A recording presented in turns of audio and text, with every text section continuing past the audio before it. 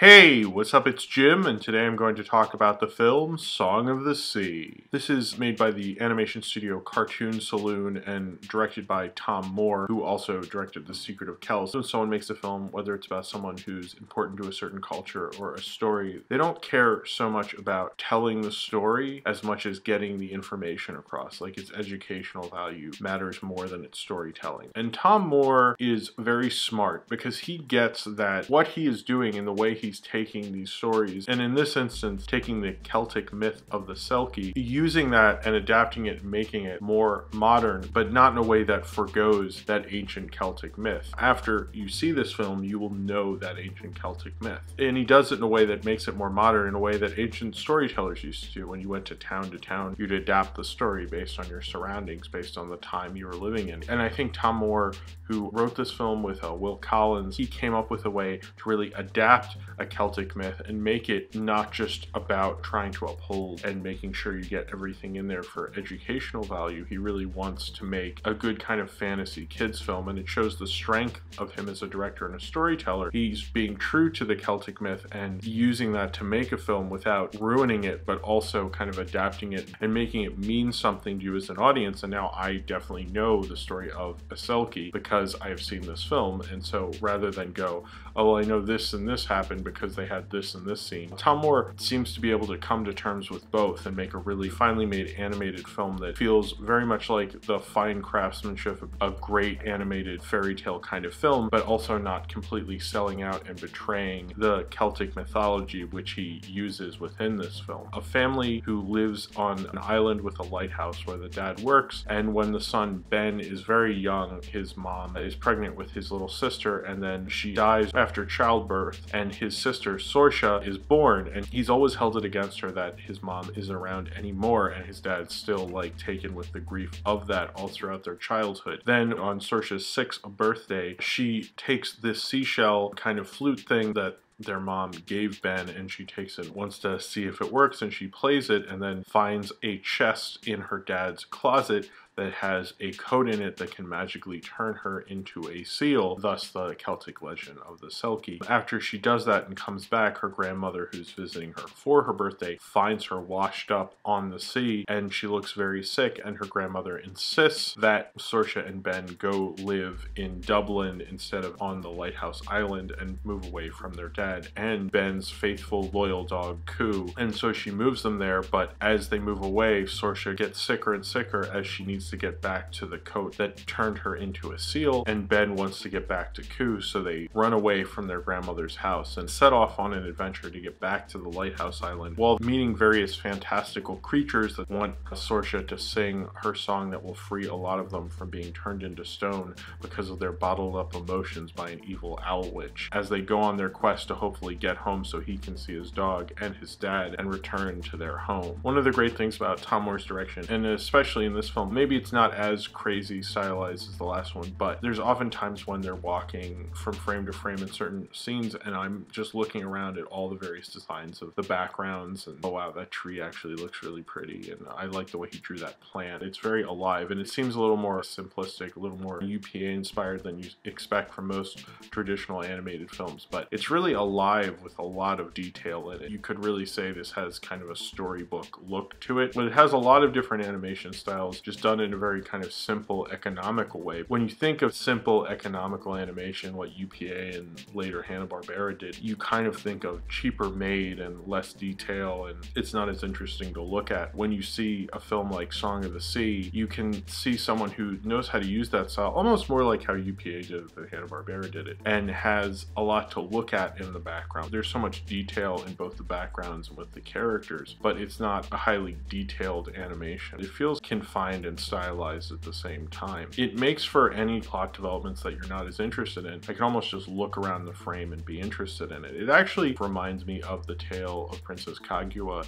in a little bit of a way, in that film, the animation was so beautiful, I almost just enjoyed watching the animation if I wasn't as into the story. The difference between The Tale of Princess Kaguya and Song of the Sea is The Tale of Princess Kaguya was far more interested in being very much like the 10th century story that it's based on, whereas Song of the Sea is not beholden to that as much, which I think is definitely one of the pluses of this film. Most of the time when I see a kid protagonist, you never see a kid protagonist run away from home anymore. In the 80s, there were films like E.T. and Goonies and The Wizard, and they're all films where the kids go on an adventure and the adults really aren't there. They aren't participating, and they're not like going home at night so the parents know they're safe. That seems to be something that's going on now. Maybe it's because we have things like Amber Alert, but it lets you go on the fantasy more. Song of the Sea reminds me a little bit of The Never-Ending Story in that regard. As you're meeting all these different characters, let you get into this imaginative world. When kids go on those adventures, it feels like more of a fantasy. And I think when you look at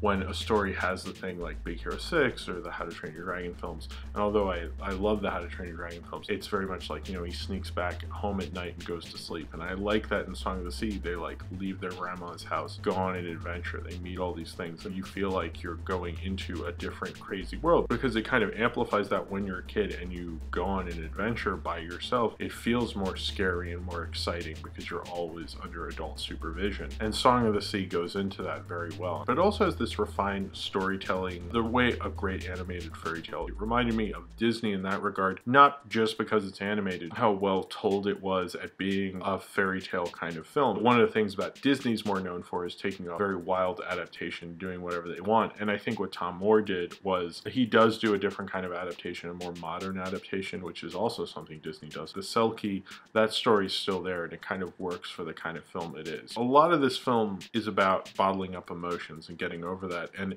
it's interesting that the character of Ben isn't really the most likable protagonist for a kid's film. Usually in animated films, they try to have a very likable protagonist. Ben is probably the most unlikable character I can think of for a animated protagonist, although he is fairly likable, and voiced by David Rowell, who's a child actor. He also stars on the Chris O'Dowd show, Moon Boy, and he's really good on that show. He's one of the better child actors working today. He's a real good kind of stage nerdiness to him. In this film, with the character of Ben, he's so bottled up. He's angry at his sister. He's upset that his mother is dead. He has a lot of emotions bottled up, and so does the father, who's voiced by Brandon Gleeson, who's also very good in this film. He has more of a contemplative, upset voice in this film. Brandon Gleeson's a great actor, and that really reflects through. He's not just like doing the voice for cash. You can tell he cares about it, and he's very good as this not really there father, kind of so stricken with his grief. But the two male protagonists are so stuck because all their emotions are just like kind of holding them back in a way. And a lot of this film seems to be about how past trauma can hold you back and not let you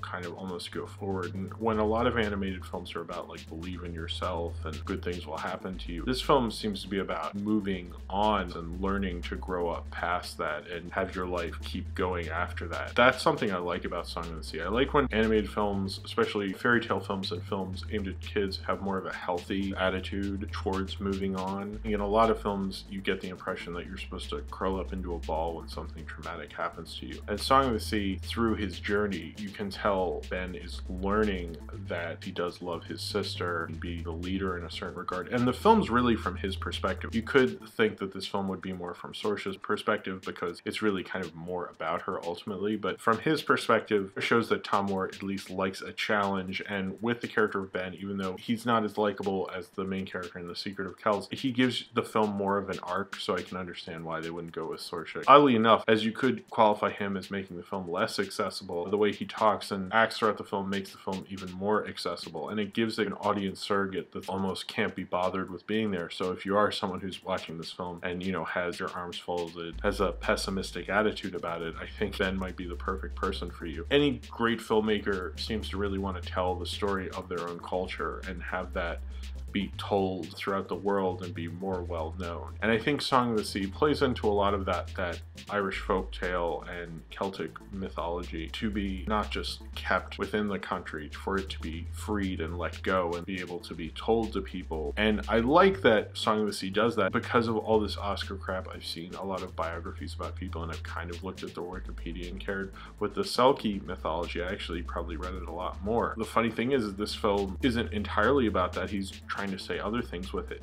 But if you look at this film versus The Imitation Game or The Theory of Everything, I probably am going to think more about Celtic mythology now, because this film said a lot more than just about Celtic mythology. It gave me enough of a taste that I'm interested. That's really what a fine filmmaker wants to do when they're telling a tale of their culture, or they're telling the tale of someone or some story that's important to them. That's part of it, is they want to bring it to the screen and want people to be more interested in it. And I think Tom Moore did that really successfully. He made a really classically done fairy tale film. You could certainly say it's not anything new. I haven't really seen any other fairy tale films that are as refined as this. Kaguya was a little crazier of a film. Song of the Sea shows Tom Moore is becoming one of the great animation directors in the world today. It's probably one of the better kids films and animated films I've seen this year, and it says a lot about Tom Moore as a director, that he can take something that matters so much to Celtic mythology and bring it more to the masses. And it says a lot about him as a storyteller, and I think he's really inhabited that in a way that makes Song of the Sea very much alive. But also, it's a damn good animated kids film. It's different, it's unusual, but it has a real life to it, and I think that's one of the things that Tom Moore can really bring to stories like this. A hell of a good kids film that could really be viewed just as accessibly and just as easily as something like Big Hero 6 or anything like that. It makes Song of the Sea both a special and unique experience, but really just the same and just as easy to go down as one of those big animated productions you'd see at the multiplex. So if you have seen Song of the Sea and you would like to talk about it, then comment below in the comments and subscribe if you would like to.